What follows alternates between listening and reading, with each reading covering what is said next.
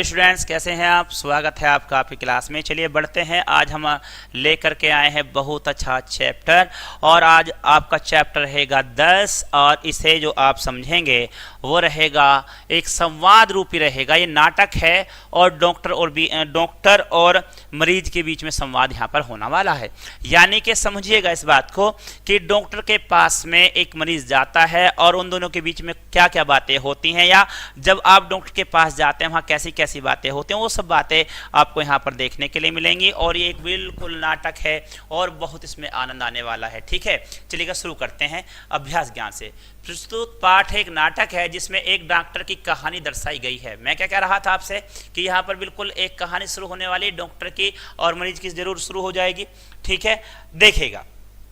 पात्र है इसमें विश्वंभर बाबू हैं, शंभू है, बुद्धू है, बगलू, पल्लू, बख्शी, विष्णु। एक चारवाहा यानी कि चारा खिलाने वाला, 5 डाकू भी हैं इसमें।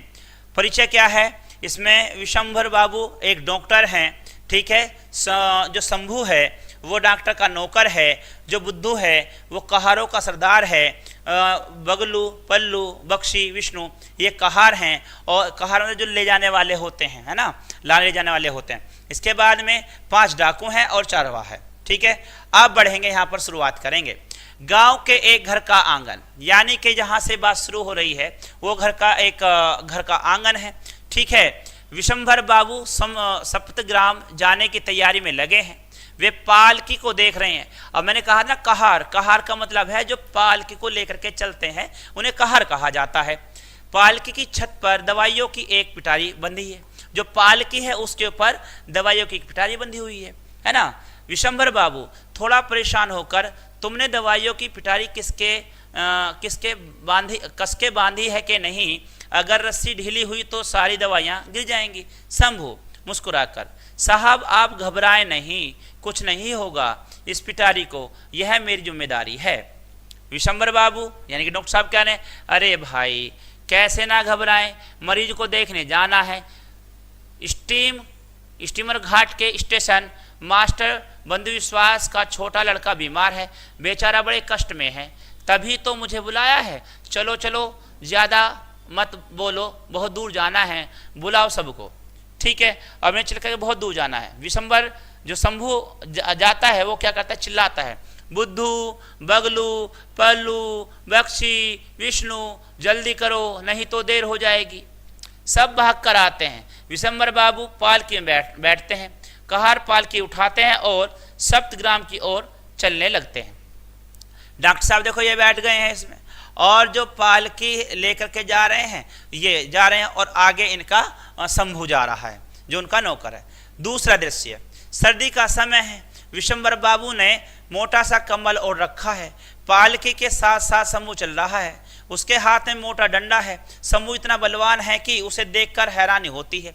अब देखेगा शंभू को भी आप देख लो, अच्छा खासा लंबा ठाड़ा व्यक्ति है और हाथ में डंडा भी काफी बड़ा लिया हुआ है ना, तो वो जा रहा है। ठीक है, इसके बाद में शंभू, साहब क्या सोच रहे हो? विश्वंभर बाबू, शंभू मुझे वो दिन याद आ रहा है जब कुंभीरा के जंगल में तुमको रीछ ने पकड़ लिया था। पुरानी बातें याद आने लगी हैं कि कुंभीरा का जंगल है, वहां पर रीछ ने पकड़ लिया है। ठीक है शंभू, हाँ साहब, उस समय तो मेरे पास बंदूक नहीं थी, बस अपना डंडा लेकर ही रीछ से लड़ गया था। जमकर लड़ाई हुई थी, मैंने ऐसा डंडा घुमाया कि रीढ़ की हड्डी टूट गई, उसमें उठने तक का दम न रहा। कुछ सोचकर मुस्कुराता है, साहब सो तो नहीं गए हैं? विश्वंभर बाबू, अरे नहीं, नींद कहाँ, मुझे तो स्वर्णगंज घटना याद आ रही है। मेरा मानना है कि घड़ियाल आज भी तुम्हें ना भूला होगा। शंभू हंसकर, पता नहीं घड़ियाल को मुझसे क्या दुश्मनी थी, मैं तो खाना बनाने के लिए पानी लेने नदी में गया था, मुझे क्या पता था कि घड़ियाल वहां छुपा बैठा है। पर साहब मैंने भी उस भयंकर जानवर को अच्छा सबक सिखाया है।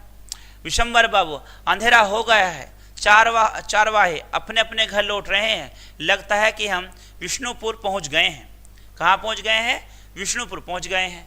कुछ दूर चलकर उन्हें एक चारवाहा मिलता है। वे चारवाहे से पूछते हैं, विश्वंभर बाबू क्यों भाई, सप्तग्राम कितनी दूर है? चारवाहा, लगभग 7 किलोमीटर दूर होगा, पर आप आगे न जाएं, फुसफुसाकर रास्ते में डाकों का अड्डा है, रात ही बिताना ठीक रहेगा। और वो जा कहाँ रहे हैं? सप्तग्राम जा रहे थे, लेकिन अभी कहाँ पर पहुंचे हैं? विष्णुपुर पहुंचे हैं। और विष्णुपुर से सप्तग्राम की जो दूरी है वो 7 किलोमीटर है। लोगों ने बताया कि आगे 7 किलोमीटर आपको और जाना है, लेकिन वो फुसफुसाने लगे, बातें करने लगे, कहने लगे कि रास्ते में डाकों का अड्डा भी पड़ता है, उससे बचकर रहिएगा। विशंबर बाबू, अरे आज रात यहाँ नहीं रुक सकते, मरीज को देखने जाना है, बहुत बीमार है। कहार पालकी लेकर आगे बढ़ते हैं। 4 वहां दूर तक विशंबर बाबू की पालकी देखता है। रात हो चली है, अचानक पिटारी की रस्सी खुल जाती है, दवाइयों को पिटारी नीचे गिरती है और दवाइयां बिखर जाती हैं। शंभू, अरे भाई दवाइयों को जल्दी जल्दी उठाकर पिटारी में रखो, कितना अंधेरा है, कुछ ठीक से दिखाई भी नहीं दे रहा। कहार दवाइयां संभाल कर पिटारी में रख देते हैं और पिटारी को पालकी की छत पर कसकर बांध देते हैं। मगर तब तक एक और मुसीबत आ जाती है।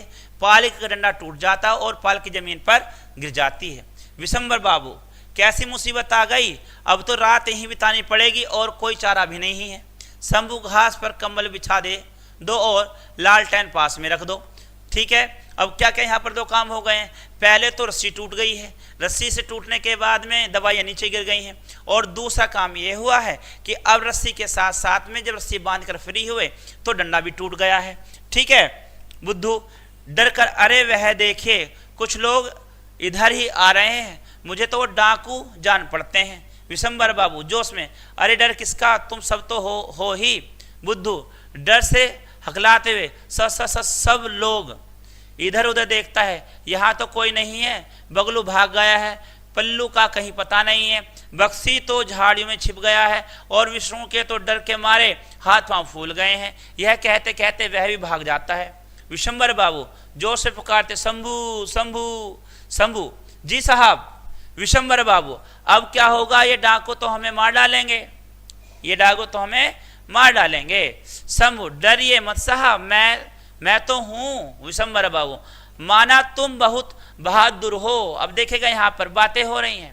विशंबर जो है, विशंबर बाबू करें, माना तुम बहादुर हो, पर वो तो 5 हैं शंभू, पर मैं भी तो शंभू हूं। उठकर छलांग लगाता है और गर्ज कर बोलता है, खबरदार आगे बढ़े तो एक के हाथ पैर तोड़ दूंगा। डाकू, सभी डाकू जोर से हंसते हैं, हा हा हा हा हा। लिखा है भाई, मैं इसलिए हंस रहा हूं। ठीक है, आगे बढ़ेंगे यहाँ पर। इसके बाद में डाकू आगे बढ़ते हैं। शंभू पालकी का टूटा हुआ डंडा लेता है और घुमाकर डाकुओं की ओर फेंकता है। शंभू का निशाना सही जगह पर लगता है। एक साथ 3 डाकू गिर पड़ते हैं। शंभू फिर से डंडा उठाता है। जो 2 डाकू बच गए थे वे डर कर भाग जाते हैं। घायल डाकू दर्द से कर्राते हैं। डाकू, हाय हाय, मार दिया, कोई बचाओ कोई बचाओ। लो, अब डाकू के उल्टे दिन आ गए हैं। डाकू जो सबको रोज पीड़ा देते थे, वो डाकू खुद कह रहे हैं कि हाय हाय, बचाओ बचाओ, ऐसी ऐसी बातें कर रहे हैं। ठीक है विशंबर बाबू, आंखें फाड़ फाड़ कर देखते। शंभू, झटपट दवाइयों की पिटाई निकालो। शंभू, साहब अब इसकी क्या जरूरत आ पड़ी। विशंबर बाबू, अरे शंभू, इन तीनों की मरहम पट्टी कौन करेगा। पीछे से सभी कहा लौट आते हैं। पहले बगलू आता है, उसके बाद धीरे से बक्सी का हाथ पकड़कर विष्णु आता है, फिर पल्लू। विशंबर बाबू, आ गए तुम लोग, देख लो इन तीनों का क्या हाल कर दिया है शंभू ने। जरा दवाइयों की पिटारी खोलो, इन तीनों की डॉक्टरी भी तो करनी है। तो यह था रविंद्रनाथ ठाकुर जी की लिखी हुई एक कहानी थी। और इस कहानी में नाटक में कितना आपको आनंद आया, आपने देखा कितना बड़ा दृश्य था। ठीक है प्यारे बच्चों, तो इस तरह के होते हैं आपके, और इसमें पढ़िएगा शब्दार्थ। पिटारी माने छोटा बक्सा होता है, सर्दी माने जाड़ा होता है, अड्डा गढ़ या ठिकाना होता है, कहार पालकी ढोने वाले होते हैं, मरीज रोगी, चारवाहा गाय भैंस चराने वाले, पालकी एक तरह की सवारी जिसे आदमी कंधे पर ढोते हैं। तो प्यारे बच्चों, ये थी आज की आपकी क्लास। मिलते हैं अगली क्लास में। इसको अच्छे से पढ़िएगा, समझिएगा और क्लास को लाइक भी करते रहिएगा, शेयर भी करते रहिएगा। इसी के साथ मैं लेता हूँ आपसे, मिलते हैं अगली क्लास में। तब तक के लिए good day, good luck, goodbye, जय हिंद।